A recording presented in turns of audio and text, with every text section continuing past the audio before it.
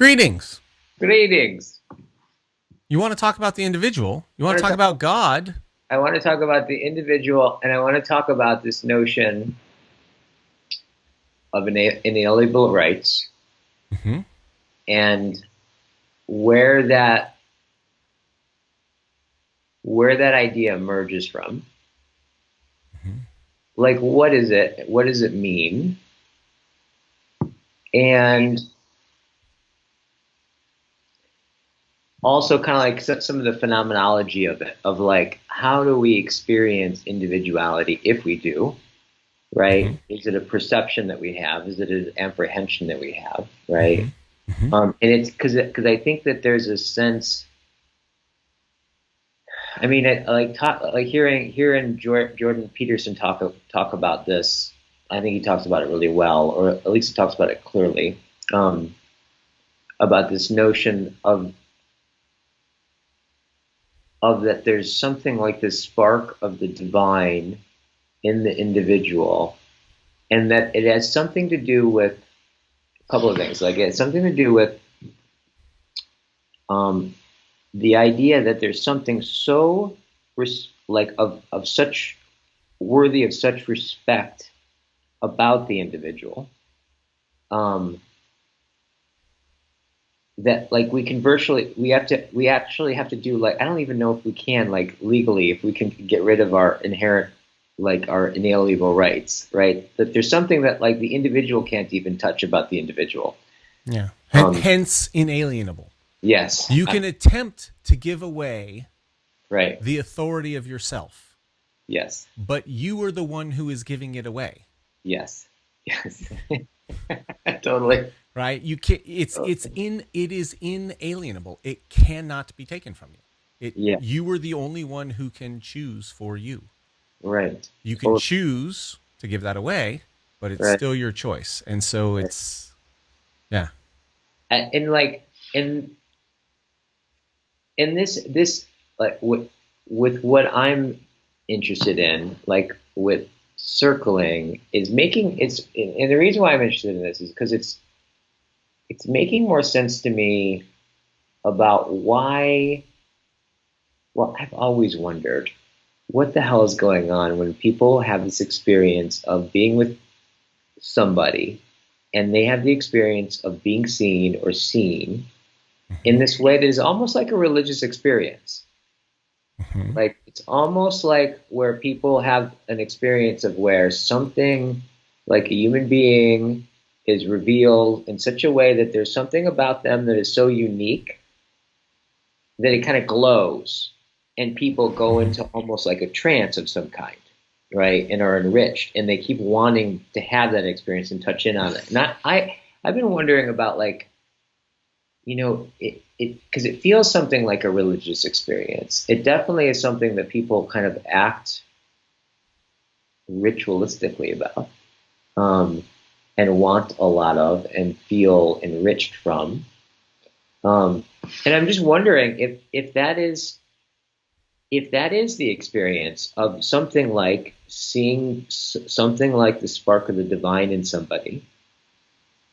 And I've always thought about that there does seem to be something that, like, there's this way in which I can't there's a way in which, if I'm really relating to you, you'll always outlive my conception of you, right? Like, I'll never be able to, like, predict you all the way or map you in some final way. Which makes me think about, why we have a name, right? Um, versus, of course, I don't count in this because my name's Guy. Hmm. I have Yes, kind you of are a generic. I have a category, right? I Yes, have a category, yes, otherwise known as a dude. yes. And I am Mark, Yes. right? Right. I am someone to be taken advantage of. Abs- So what, like, and I think that even that we have names even points to something like that, right? Versus a description. There's something that's like, you weren't a function, you weren't a means to an end in some fundamental way. So I'm like, I wanted to talk about that, inalienable rights, that notion of its connection with the universal, or something that, like, that there's something that is can't be completely mapped or conceptualized, and how that's experienced and why that matters and where that comes from, and then everything else. Yeehaw. Mm-hmm. Do you want to go first, or should I think you should. respond? I think I just went first. I think I just Okay. Yeah. So I don't know if you remember, I'm fond of saying that reality is the ultimate other. Mm-hmm. Mm-hmm. Like, reality is deeper than our conception of it. You know, as I'm fond of saying, reality is infinitely deep in all dimensions and in all directions. Mm-hmm. Like, no Right. matter where you go in reality, it keeps showing up exactly the way that it shows up. Yeah. Right? Yeah. And in that sense, reality can't be any more the way that it is Mm-hmm. than it already is. Mm-hmm. Mm-hmm. Yeah. Right? And it's infinitely deep. And it Yeah. is the way that it is. It can't be any more. In that way, reality is the one perfect thing, this infinity that we get to experience. And, you know, like I say, what is this? Mm-hmm. Right? It's a pen, yes, but it's also blue. It's also a cylinder. It's also plastic, etc. It weighs less than a pound. Mm-hmm. It's like each one of these dimensions is true, Mm-hmm. right? But that's not all of the dimensions. There's an infinite number of dimensions. I can never know this thing fully. Yeah. It will always outlive me. And that's true of a pen. Mm-hmm. It's true of an electron. Mm-hmm. But it's especially true of deep things, Mm-hmm. like people. Mm-hmm. The deeper the thing, the more profound my recognition of it is to me. Yeah. So Yeah. when you say that, like, you recognize the divine in someone else, what do you mean the divine? You mean something that is so deep and beautiful and recognizable Mm-hmm. and conscious. Mm-hmm. Mm-hmm. Like, you're actually, with a human being, you're recognizing another conscious being that has all of its own stories. Mm-hmm. It has all of its own stories about what life is and what the pen is and what it is and what matters and what's Right. beautiful. Right. Right. And so you've got this other. Mm-hmm.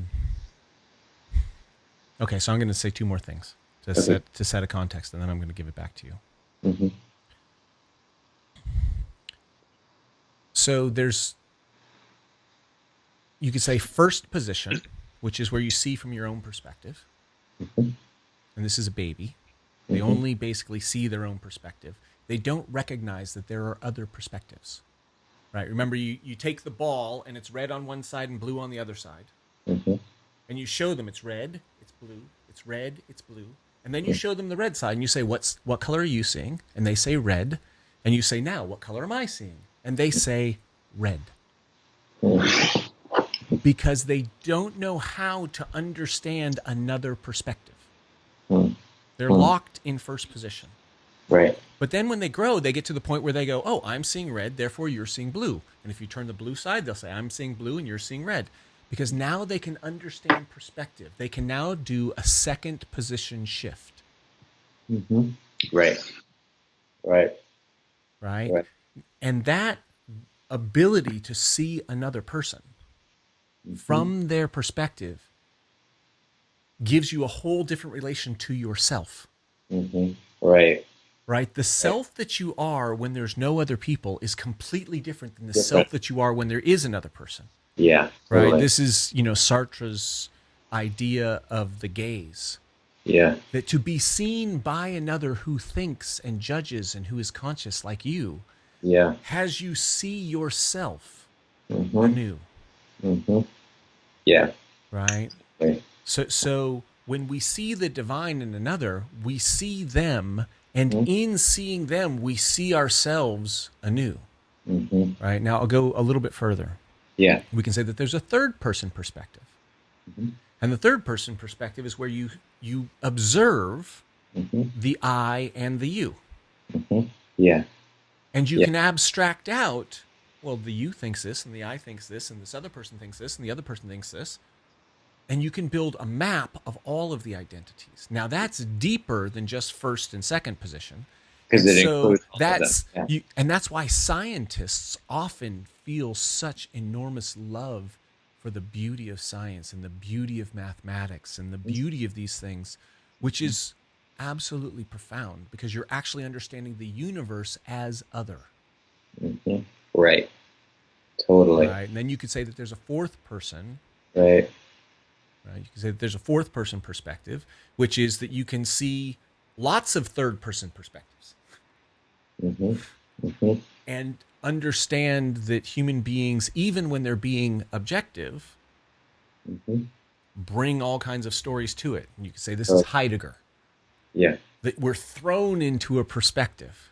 Mm-hmm. And that even when we think we're being objective, Mm-hmm. we're coming from a place. Totally. And therefore we can start to examine the place that we're coming from, fourth position. Yeah. Right. Yeah. And we can continue up that. With each level of depth, Mm-hmm. right, Buber comes from this fourth position, Mm-hmm. right, where his Yeah. thou is not just, oh, you're different than me, Right. right? And humans are different than one another. And the way we see one another, the stance we take towards one another, opens up a new realm, this realm of thou versus it, versus you. Yeah. Right? And this you, it, thou, I'm going to call that fourth person perspective, Right. is a deeper divinity than just me and you. Yeah. Right? So we've got that. Now, I'm going to add one more thing. Nathaniel Branden talks about he used to call it the Muttnik principle, Mm-hmm. right? Because he had a dog named Muttnik, Okay, gotcha. Uh-huh. right? and he noticed that his dog would play with him. The dog would take pleasure when they would pretend to fight. Mm-hmm. Yeah, that's complex. Right? That there is another consciousness over there. And it was because the other consciousness recognizes that we're a consciousness and recognizes that we can play with one another. It's that, and he changed it from the Muttnik principle to psychological visibility. Mm-hmm. I'm visible I'm seen by another. Mm-hmm. Right. That not only am I seeing you, but you are seeing me, Mm-hmm. Right? And that psychological visibility, as we add levels of complexity, becomes increasingly mind-blowing towards depth.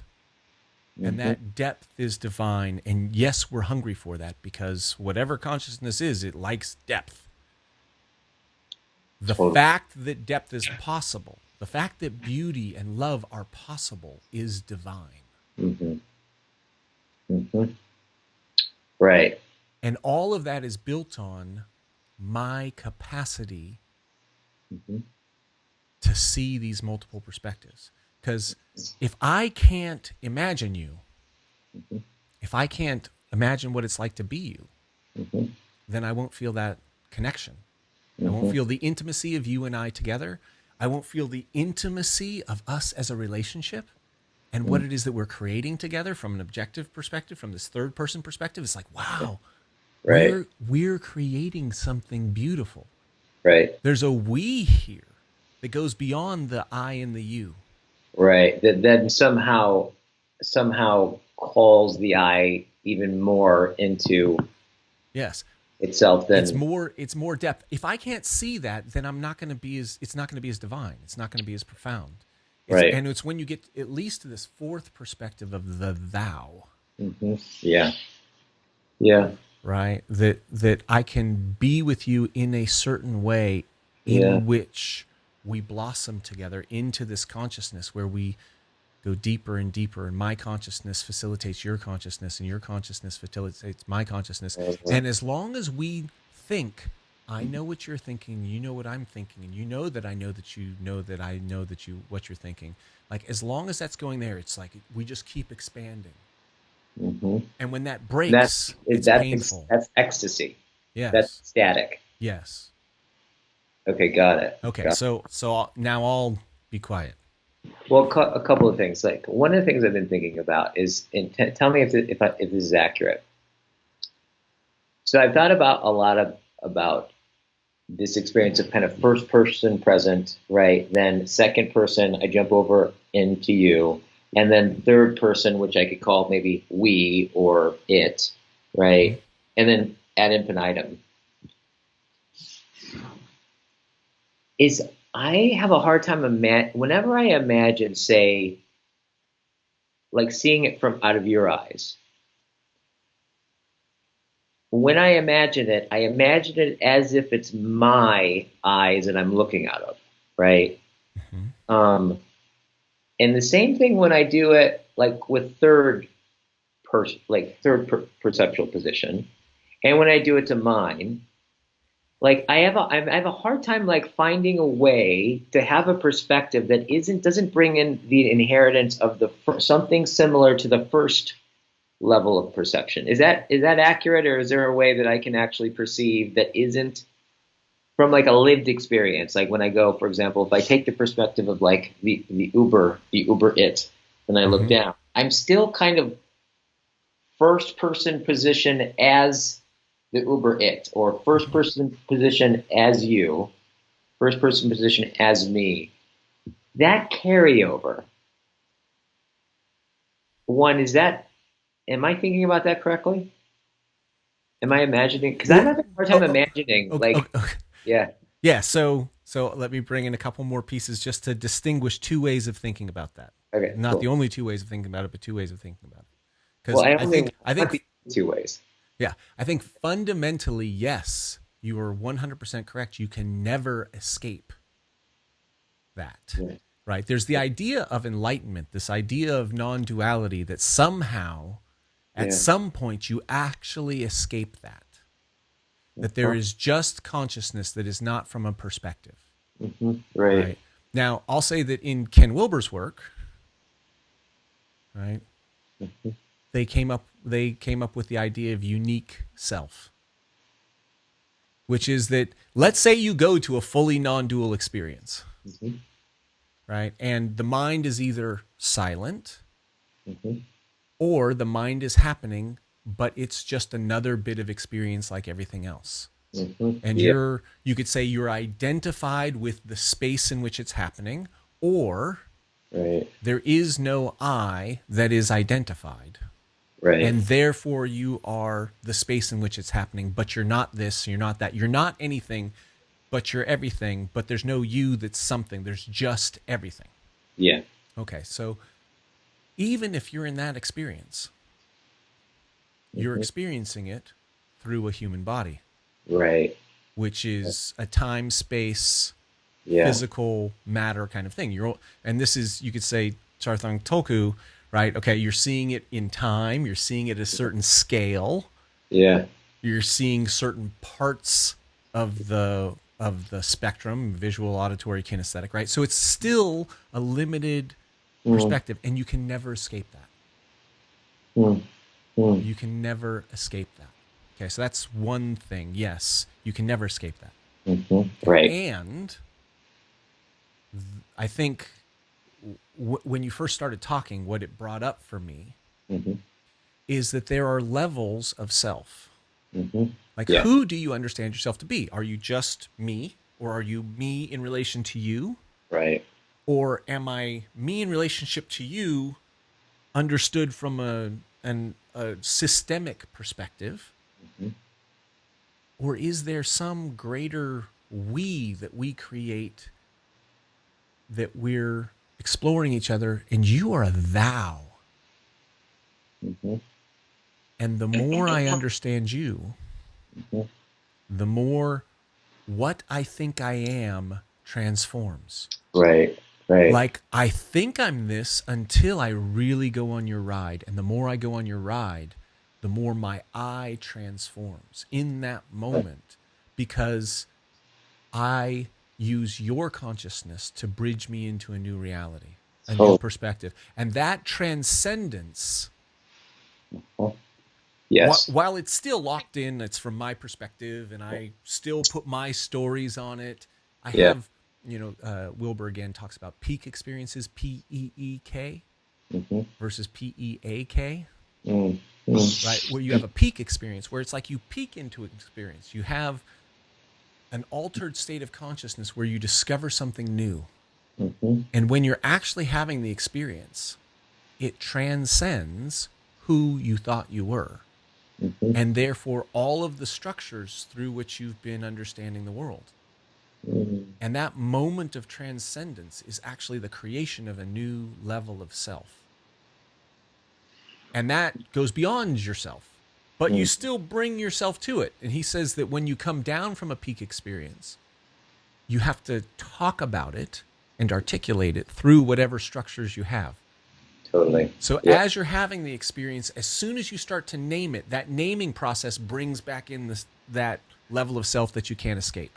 Yeah. So on the one hand, you can never escape that self, but on the other hand, it's that very thou experience that creates an escape. And that's not a full escape, but let's say an order of magnitude escape. And there's an infinite number of orders of magnitude. Now that's like what is the thing? What was Nietzsche? What Nietzsche was, there was a word for what he called himself, a philologist. Yeah, so he that's what he got his degree in. That's what he taught. He was a philologist. He studied languages and the cultures that gave forth the language and how the language embodies a culture. Totally, and it's kind of like that's the version one of now what's called hermeneutics, right? Or it's connected to hermeneutics. This idea of like where like original hermeneutics is like, all right, my understanding is like, okay, here's the goal. Can I read the sacred text from the way that it was meant to be read by the author? Can I read it in the time frame, right? In other words, can I read it without my own frame? And like my understanding was like that was the kind of like the idea or the goal of it. And that at a certain point somebody went, nope, you can't. And everyone was kind of like, bummer. Like, but then who was it? Godmar came along. I think it was Godmar. Is the first person I had heard him talk about it. Was like, well, no, like that's not bad news. That's actually the way history is made. Is like when we go back and we read an old text, we don't diminish it because we can't read it without our frame. We bring our frame back to it and enrich it, and it's that hermeneutic circle of reading that is history making, right? And if you bring it, so to further your point on Gadamer, so I'm going to contrast this guy named Roland Barthes, French guy, right, with Gadamer, the German, right? Okay. And it's like you got this thing, right? Gotta include the French. So Barthes, really fun guy to read. Really interesting thinker. But one of the things he said is that the text is just your opportunity to riff. Right? The value of the text is not the text. Yeah. Right. Right? If you're looking to find out what the text actually said, you're on a goose chase. Yeah, totally. Right? This is what you're saying, that hermeneutics is that, is there a there? Yeah. Well, there might be a there, but that's not really what people do. What people really do is that they interpret the text, and in the interpretation they create. It's interpretation is self-expression. Yeah, interpenetration, right? And when you own that, then interpreting texts is art. And that's where you get to express yourself. And so the thing is, how can you interpret a text artfully, beautifully, with fun and entertainment? Totally. Okay. Now, we can say Gadamer, Wilbur says that there are an infinite number of interpretations of Hamlet, but some are better than others. right? Hamlet is not about a family vacation in Right. Yosemite, Right. right? This is Jordan Peterson says, look, there's an infinite number of ways that you can interpret the world, but there's only a few that are actually useful, that can actually survive a natural selection process. Yeah, which involves other people. Yeah. Which involves other people. Mm-hmm. And so the interpretation can be designed to be just artistic, where you put all of the authority in the interpreter, and you just use the text as it's like a grist for the mill. It's just, I'm going to use these paints in order to paint my picture. Mm-hmm. Yeah. Or you can actually learn from the text. Yeah. We're talking about reality is the ultimate other. From another person in fourth person's perspective, you actually change yourself. Yeah. You can read a text in order to change yourself rather than to express yourself.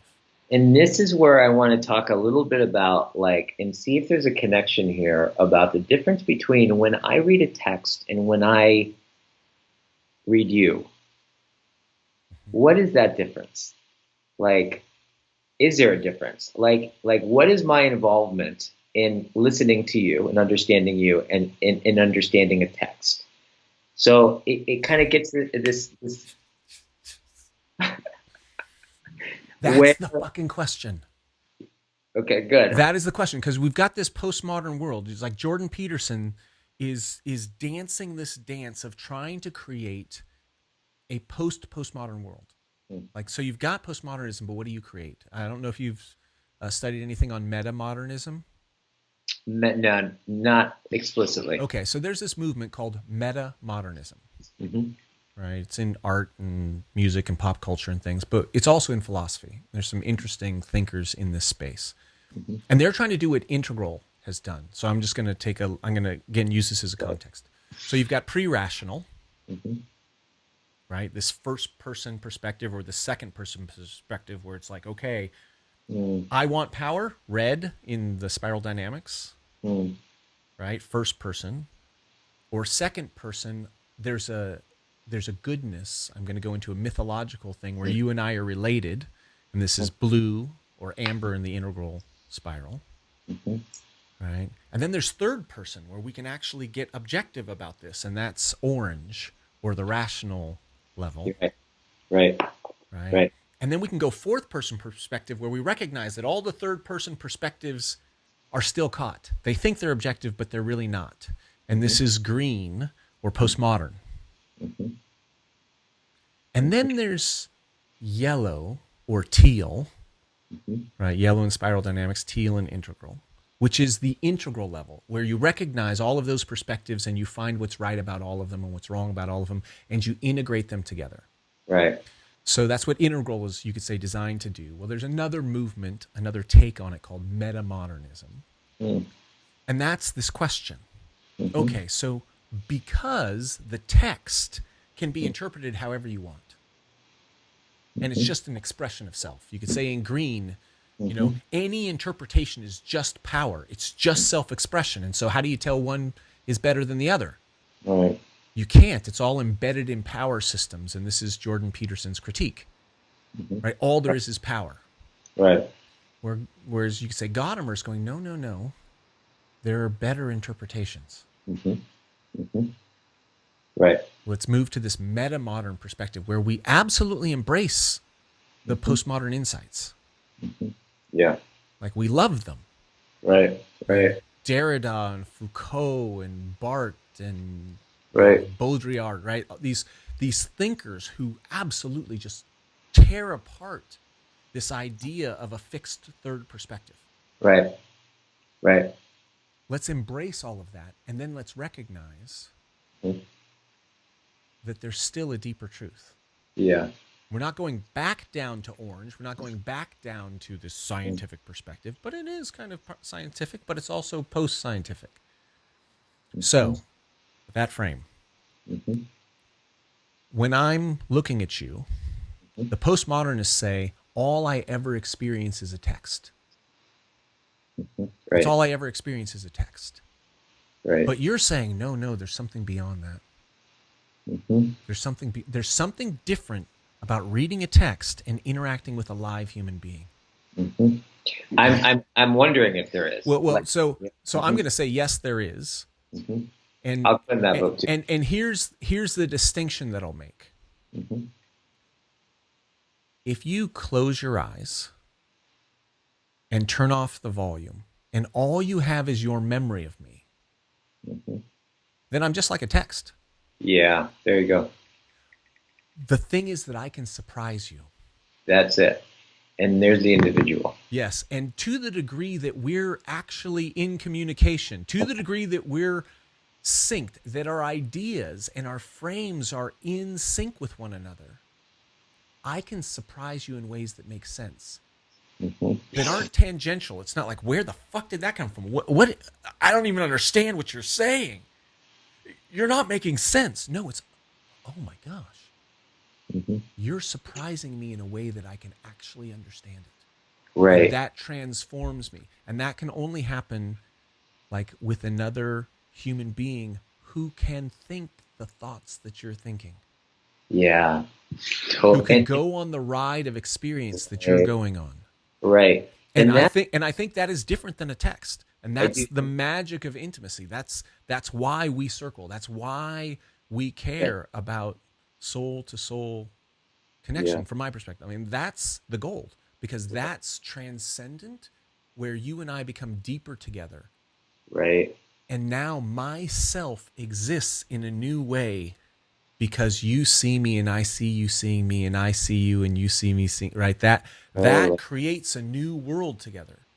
And Hmm. it's ecstatic and it's beautiful. And when it gets lost, when Yeah. that connection gets broken, or if Yeah. we break up, Yeah. oh, I am losing that depth. Right. Right. Totally. Totally. And that, so a couple of things.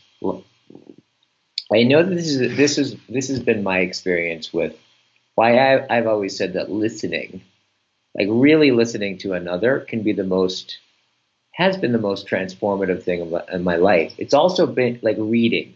I think it's easier to talk about yeah, it's less, it's like, because reading's a little bit less dynamic, precisely because of what you're saying. But there's also this way in which, like, when you read a text that is just beyond your comprehension, right? It's just like right over there, right? Where you're constantly like, in order to understand what the author's trying to in order to think the thought that the author wrote, I have to step so far outside of my own presuppositions of understanding to then try to understand what he just said, to think that thought, that whether or not I understand it or not is is not the thing that like is necessarily the transformative, but it's what it took to understand it, right? Meaning that, like, for example, with reading Heidegger and Ponte and a lot of these guys, which are just coming from a different set of presuppositions. I just remember reading them over and over and over and over again, and I knew that they were saying something that I couldn't comprehend, but I knew to keep reading, and I think that what ended up happening for me was when I started to understand them, what I didn't notice until years later is that actually not only did I understand did I start to understand what they were saying, what they were saying, but I was able to start to see differently, right? I was able to actually start to, in a certain sense, read the text of the world newly. And this happened a lot with circling, like kind of reading Heidegger and circling and reading Heidegger and circling. I didn't really even know what the connection was until I'm still learning what the connection was. Um, but this thing about like where I'm interested in this idea that, is it, now we're starting to get into that thing about where you're talking about, like, you can say something to me, right, that actually furthers my sense making, right? You can say something to me about me and my experience that makes more sense than what I could have said, right? um, One is, if you were saying those things and I was in that moment thinking another thought, I would have missed it, right? But when I brought myself back and I said, say that again, and then what am I like in order to, what am I giving you such that when I have to think my own thought, I stop paying attention to you. When I give you my awareness, let's say, or my attention, are you thinking, am I giving you over my thought stuff to think for me? Like, are you thinking my thought for me? Is that what's happening? You could say ideally, yes. Uh-huh. Right. That's really like, I mean, if that's the case, right? If that's the case, I would have to say that's officially really cool. It's the most amazing thing ever. Right? It is the greatest gift that you can give another human being. Yeah.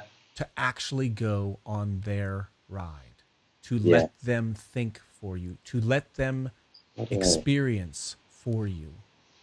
Yes. And to put all of your intelligence and consciousness and focus and, for lack of a better term, free will, to focus your consciousness. Mm-hmm. Like Ayn Rand says, the free will is not about choosing A versus B. Mm-hmm. Free will is about focusing your consciousness with There the intent to understand, with the intent to go on the ride, with the intent to transcend into the higher level experience, to understand that insight, that yes,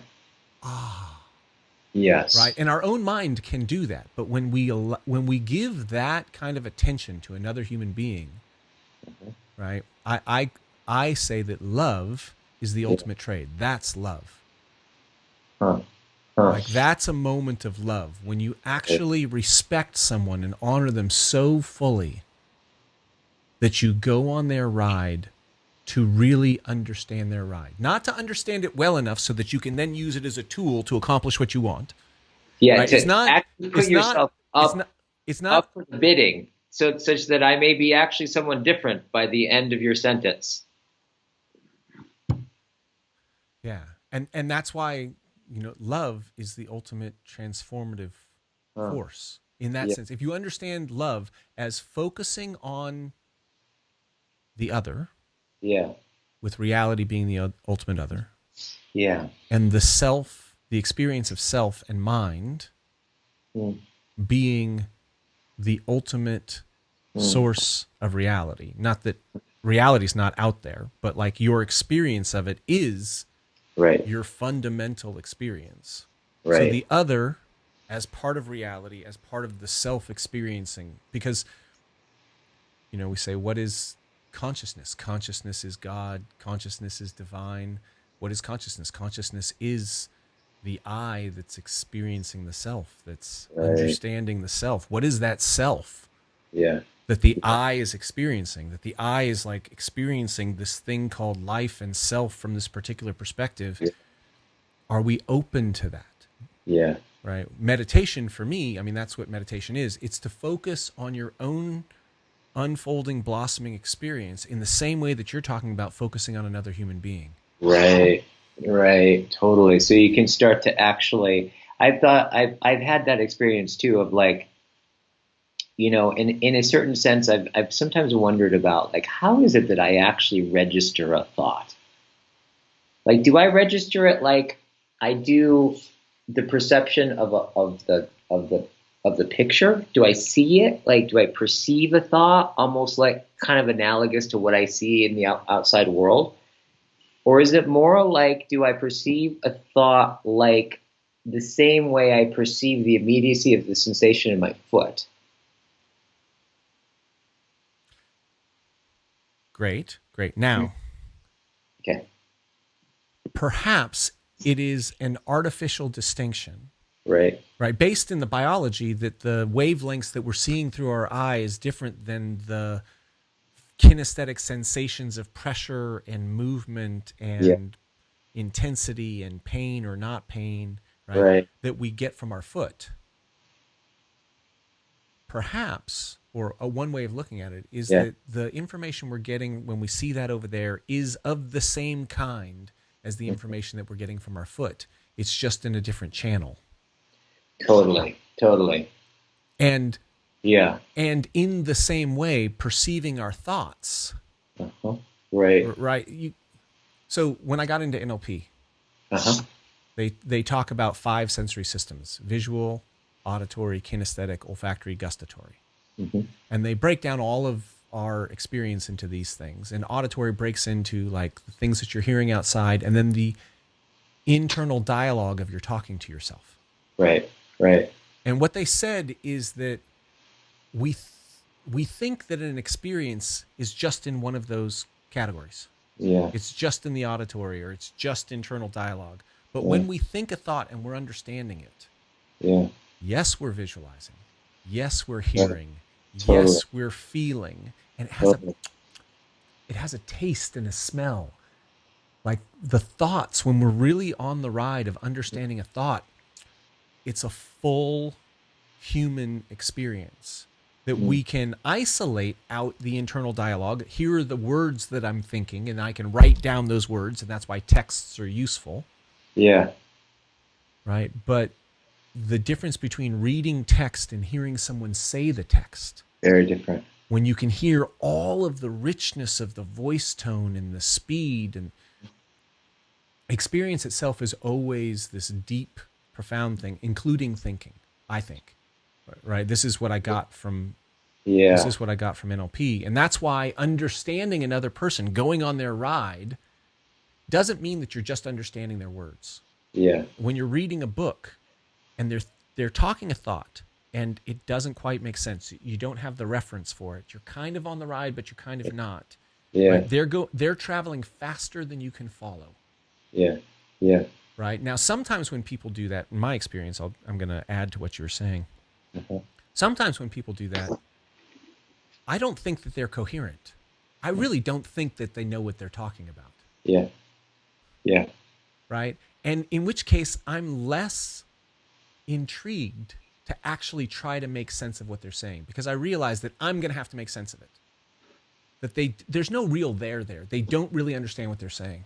Right. But sometimes I get, wow, no, they're onto something. They're describing something which seems profound, deep, coherent in some way, and I don't understand it. I need to go back over it. I need to think the thoughts until I can build all of the reference experiences solid enough that I can actually lay down in that experience and feel it. I need to be able to hear the voice tone that differentiates the words so I can understand what they're stressing and what, I need to be able to visualize how the ideas come together. I need to get the taste of it. Yeah. Totally. I need to, and when we get the sense that someone's got something coherent and deep, that if we understood it, it would open up new worlds. That gives us the incentive to actually work through it. Unfortunately, some authors, in my experience, they really don't know what they're saying. And so even when you try to follow them and you really work at it, it's like, I can't really get it. Like I love Sartre. I love Sartre. Yeah. But he would drink. I don't know if you know this about him. When he would write his plays, he would edit. He would write the play and he would go back and he would edit, and he would write the play and go back and edit. But he had a philosophy when he was writing philosophical work. He didn't edit. How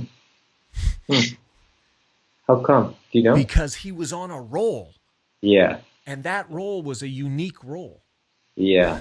Totally. And the challenge is that those roles are so idiosyncratic. There's not enough markers that you can follow them. Yeah. And so sometimes he says things that like are really profound, and sometimes he says things that you're like I personally, let me take it out of the you to the I. Yeah.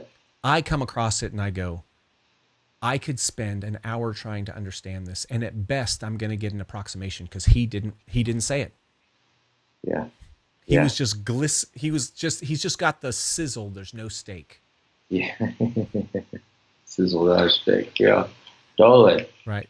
So and if you're up for it, I'll come back to this idea of God. Totally. Well. Oh yeah, you go. What? there's this part about like,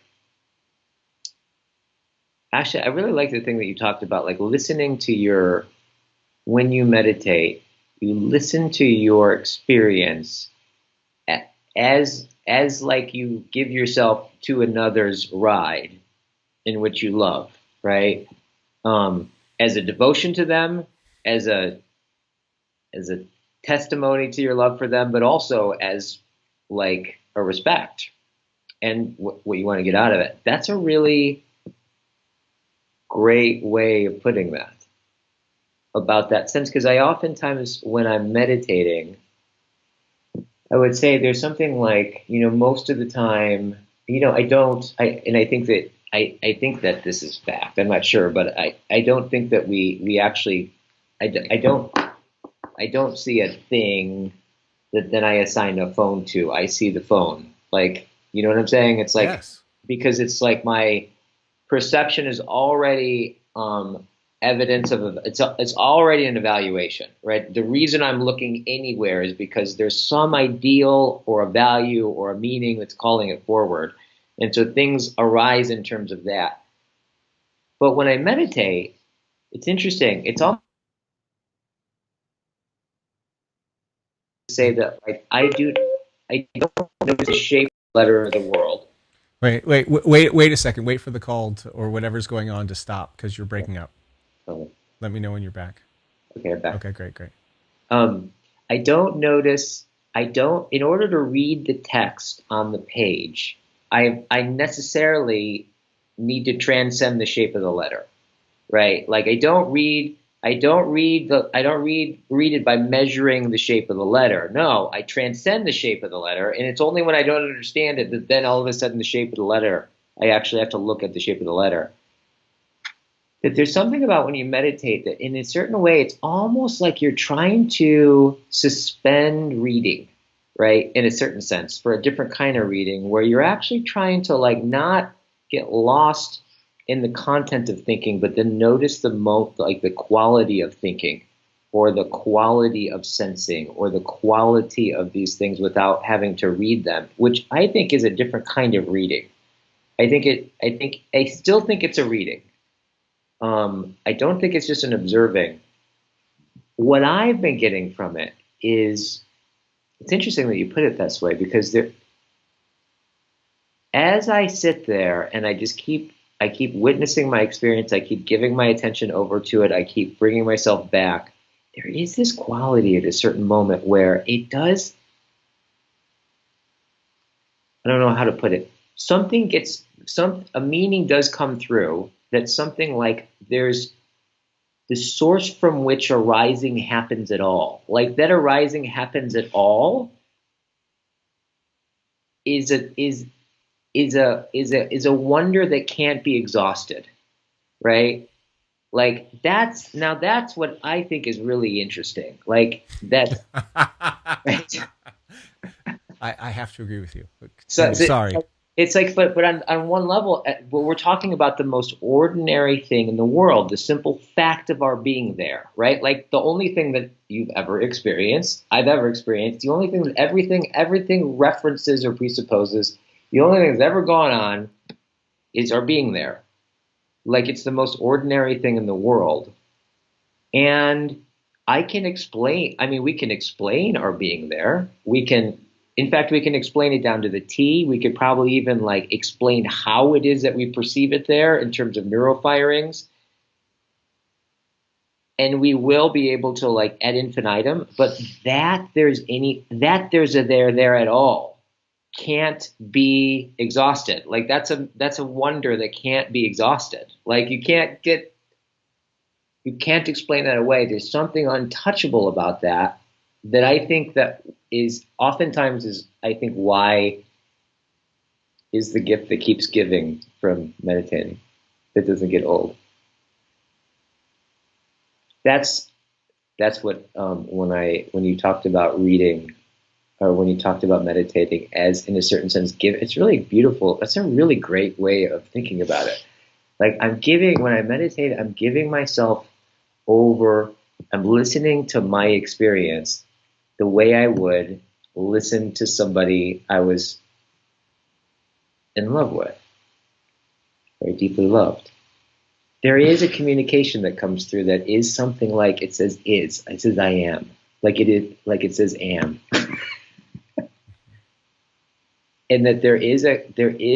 But here's the question, okay, and this is where I think where we start to get into this, okay.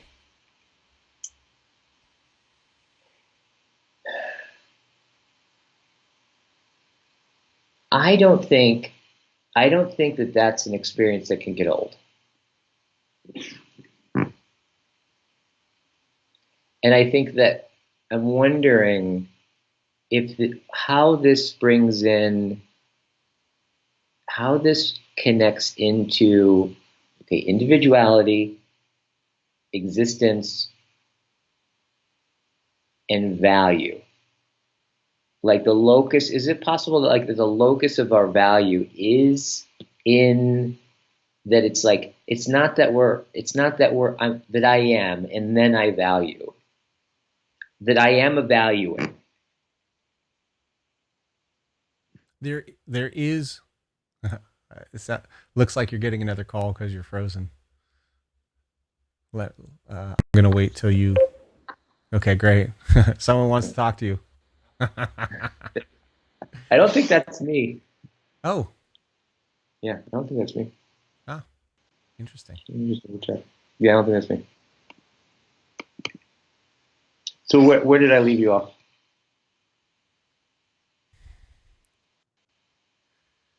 I have about 10 minutes, by the way. Bummer. Yeah, let's let you know. Yeah. So it only gets old, Mm-hmm. and it only stops blossoming, from my perspective, Mm-hmm. when you insist that it fits in your existing categories. Yeah. Okay. There we go. Right. I make the distinction Okay. I call life versus carcass. Yeah. Right. Yeah. There's the sense of transcendence where we actually allow the text. We read the world. We read ourselves. We read another person Mm-hmm. with the intention to go on the ride. Mm-hmm. Yeah. Totally. And we're looking for the depth, the profundity, the beyond in the ride, that divine profundity. Mm-hmm. Mm-hmm. Right. Right. Right. When we're looking for that, then it's endless. Yes, absolutely. And most people, like when they come across it, they put it into their categories and then they fight for their categories and then it gets old. Yeah. Because now now you're trying to put it into a category. Yeah. Totally. And that's incredibly useful. Yeah. As long as you can play with lots of different categories. Yeah. Totally. And then Yeah. the question becomes, what kind of category are you putting it in? Yeah. Existentialists, Yeah. right? In the face of that, they call that dread. They call that angst, Mm. right? Mm. That here you are, and no matter what it is that you're trying to understand, it's always infinitely deeper than what you're doing. Totally. That it's like, yeah, that thing about like where the in its like light, for example, like light in its absolute self-revelatoriness withdraws its lightness, right? Like it lights everything up, and in that sense, it's completely unconcealed. But in its unconcealment, it conceals, right? And that is either That wonderment. Like you can't like that's like I think that starts to get at the fundaments of wonderment, right? it's either wonderment or hell. Mm-hmm. And what's the difference that makes that difference? Whether or not I open to it or whether I close to it. Yeah.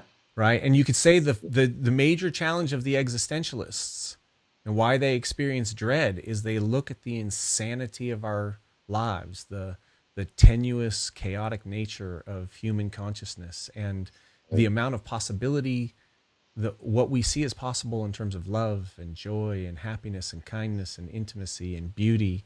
And then we see the actual forms that exist around us and all the lower levels, and we look at that and we say, as you and I always say, it's like, okay, there's reality infinitely deep in all directions, perfect in its completeness.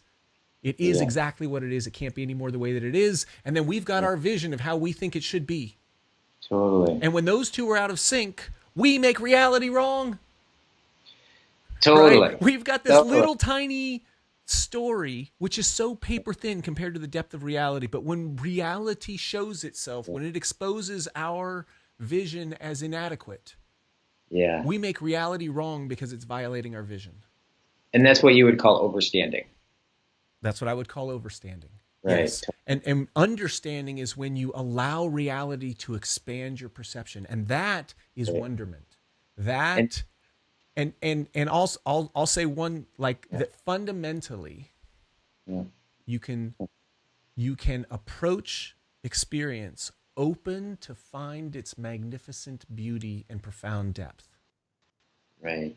You can worship God. You can put your attention on God. You think of Rilke and Rumi, etc.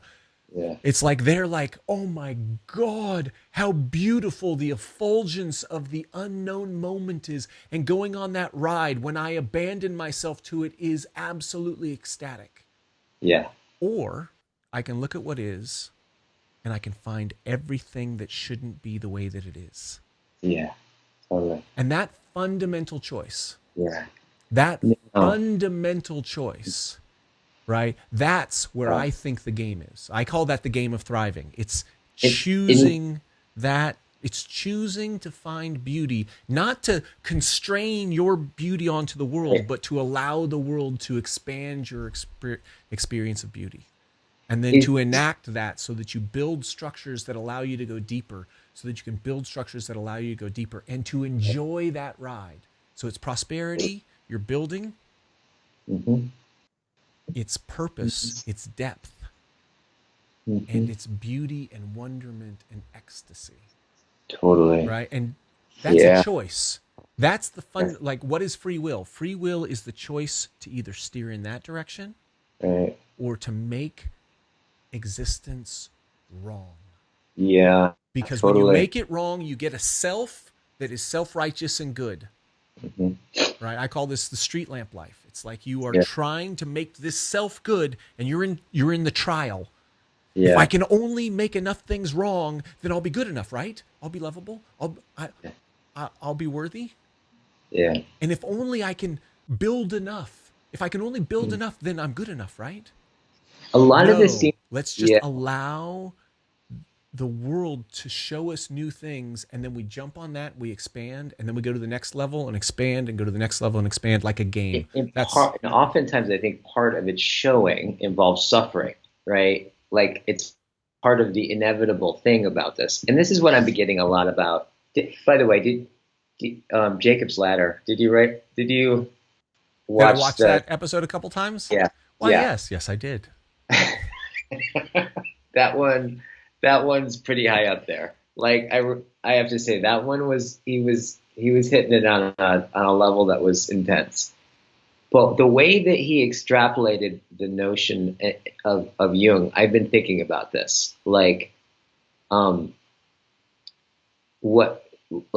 of Jung's main ideas, like this notion of the self being a four-dimensional thing, where that something like, as Jung talks about, I'm reading Aeons again, his book Aeons, which he's really kind of going in it.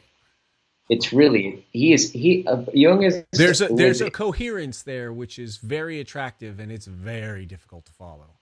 Totally. Well, circumambulating it. Like, and that's the thing I think I've always liked about Jung, is that you circle around something and you circle around something. And it's not like Jung necessarily knows what the fuck he's circling around exactly, but it kind of emerges. It's worth the ride. But this kind of notion that there's, I think I've been more impressed by this. I've been more impressed by this, and especially since I look at people this way, through this frame, it keeps being true, which is like we're always up to something. And like that something, we don't exactly know exactly what that is. If I ask you what you're up to, well, it's a couple things. Here's the question. All right. I've been playing with it like this. If I ask myself what I'm up to, I'll probably give you an answer. I'll probably give myself an answer that is somewhat satisfying, right? And it'll make sense to me, and I'll be able to explain it to you. But I can point to the same thing, and I can say, well, what is it up to? And I can look at the same places, and I can ask myself, what is it up to? And it's a different thing. To me, that kind of discloses something else that's going on, which is one of the things that I'm fucking really fascinated by. That as an individual, there's this kind of notion of like, I am my own master. I am master of myself, right? I make choices and I make decisions and all these kinds of things. But like, I'm oftentimes the last person to tell you what the hell I'm up to. I can find out 5 years down the road what I've been up to. So there's this quality of I, and there's also this quality of it. And I think that it starts to get at something like the transcendent thing pulling us forward that has us feel guilty, right? That speaks to us in our conscious. It beckons our attention. But I like the thing that Jung talks about, that there's this, that where he draws the parallel between, like the religious idea of Christ, worshiping Christ, and the notion of my future are almost exactly the same, right? That there is this kind of sense that if I were realized in my full potential, like the ideal, that there's got to be an ideal like that like makes it worth it, right? To do anything. And what's interesting about it is, like, when you look around and I sometimes do this where I'll just like look around and I'll just watch people just walking around and go, what are we doing? Like, we're all going somewhere. We're all like, we have streets and like road signs and dun, dun, dun, dun, dun. We're all going somewhere. Everything's going somewhere. And it seems to me that one of the things that I think that happens when somebody's seen is, it's kind of like, I've noticed that, like, it seems like oftentimes when somebody has the experience of being deeply understood or deeply seen, it's when somehow in the conversation, what they're up to in a way that they can't ever put words to, but their whole life has been about, is somehow spoken or defined or seen, and that shines through. Like, why they do everything, even why they're sick and twisted the way that they're sick and twisted, is all oriented in this direction that's uniquely them and calling them forward. That's what I've been thinking about. That's beautiful. Mm-hmm. Yeah. Yeah. What is this self? I sometimes say that the I, Yeah. right, is telling the story of the self. Yeah. Using the mind. The I uses the mind to tell the story of the self. And the self is part of a world. Right. Right. And yeah. And there's the self that we think that we are. Yeah. The story that we tell ourselves. If you were to ask me what it is I'm up to, I'd tell you a story, and it would be a reasonable story, and it would satisfy some of the criteria about what I'm up to. But what am I really? I'm so much deeper than that. Like, there are so many more dimensions to the self that I am. Yeah. And the it that I am that goes beyond my current story. Yeah. And whenever I get new insight into myself, whether it's because I'm circling and someone tells me, oh, so is this what's going on? And I go,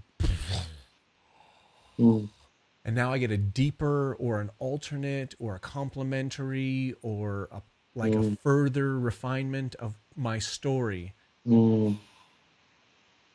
Or whether I'm reading a book or I'm having a conversation and I see you. I mean, this is the other part of circling. It's like, I see you, and in seeing you, like, I'm a participant in a circle and I'm watching you get circled and you go, and I go,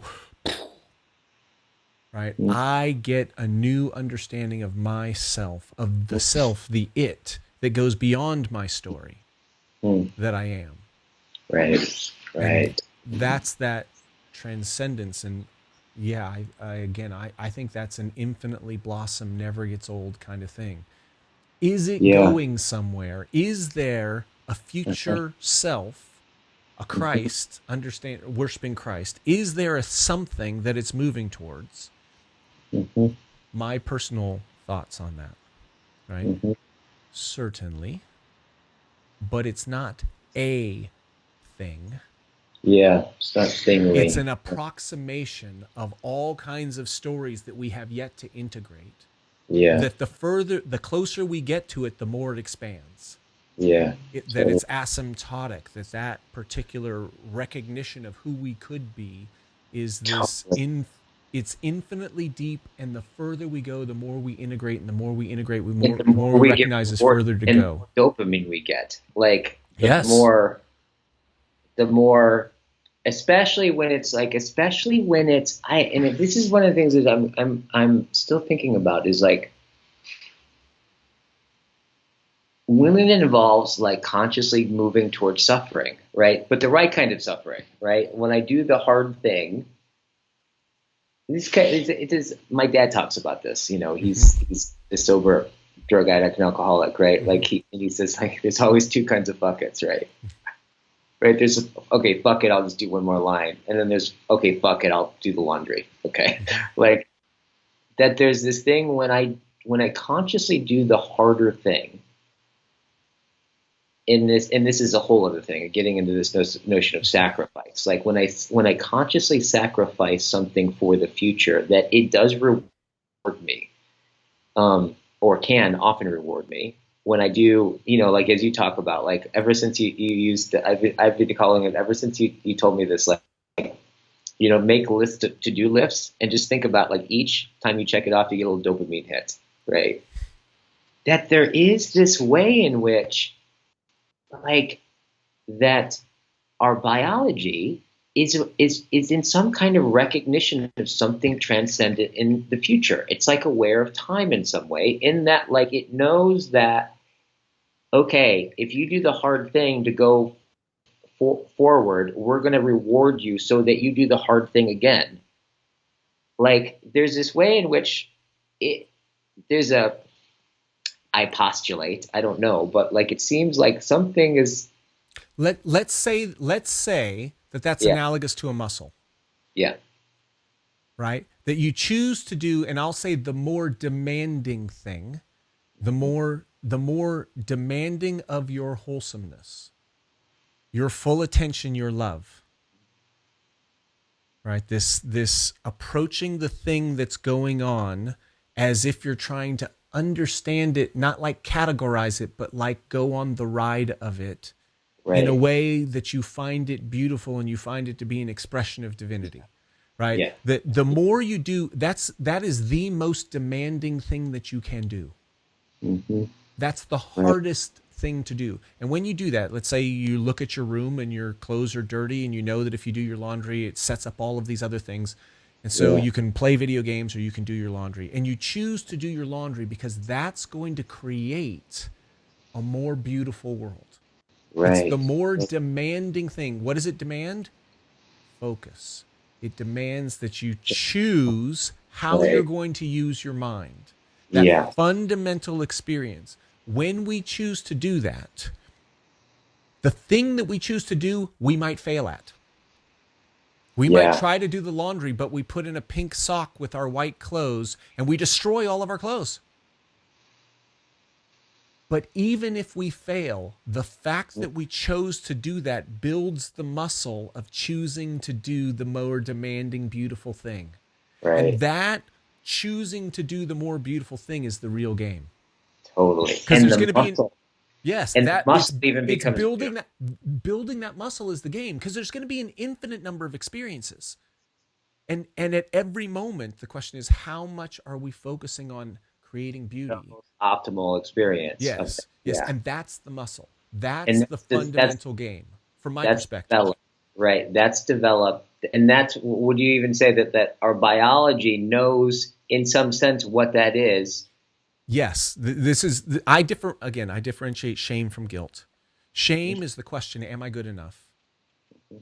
If I'm not good enough, I feel shame, Right. right? If I am good enough, I feel, we could say, self-esteem. Yeah. right? This sense of, okay, I'm good enough. That temporary experience, like I'm better than them, therefore I'm good Yeah. enough. Like a And for hyper, that, hyper and for that, for that something. moment, I get the hit. But then that's Right. so tenuous because, right? Right. Or I did the thing, I did the laundry. Right. I'm a good person. Like, and the question is, am I good enough? It's about myself. It's about my person. That's the shame side. That's the personal side. That's the trial side. Totally. And then there's the game side, the practical side, Right. Right. right? The guilt side, Yeah. which is that when I move towards the more beautiful, when I Yeah. move towards building the muscle of Yeah. using my consciousness to go towards what is deeper and more beautiful, Yeah. I feel pride. Yeah. Hmm. My conscience rewards me. And Right. when I choose to play the video game, when I choose to move away from that, to the degree that I move away, my conscience gives me guilt and says that's not a good choice. And it's Yeah. built in that our consciousness, the reason why we value it is that that's built into our neurology. We get Conscious. dopamine, we get cannabinoids, we get like all of our systems Yeah. reward us when we do the more Yeah. beautiful thing. And it might be And harder, that's where. and it might be Yeah. painful, and it might be facing, right. My book, I call it the key is in the darkness. It's facing the darkness. Totally. Courage. Yes. Courage. Yes. Yeah. And That's that the thing it's I want to talk courage, about. but it's not just courage in the sense of foolhardiness. It's courage by going towards the more deep, the more beautiful. It's a Yeah. particular kind of courage. Yes, it's courage, but Totally. it's a particular kind. Right. And Right. that's the game. Like Yeah. all the stuff is just stuff. Yeah. There's an infinite number of things we can do, and no Yeah. matter where we are, we'll always find things to do. And the Yeah. faster we go, the more we realize the limitations of our vehicle. It seems like it seems to be about like the shame game seems to be like kind of a hyper Cartesianism, right? It's like this thing about like I'm a thing that can or cannot have value, and then I can accumulate it, and then I have my I thing that I follow along. The other one seems, anyways, to be more about the world. It seems to be more about the self as a world disclosure of something beautiful, of something great. And I think this thing about conscience, about courage, about the good, um, is what I want to pick up next time. Um, Yes. yeah, it's great seeing you.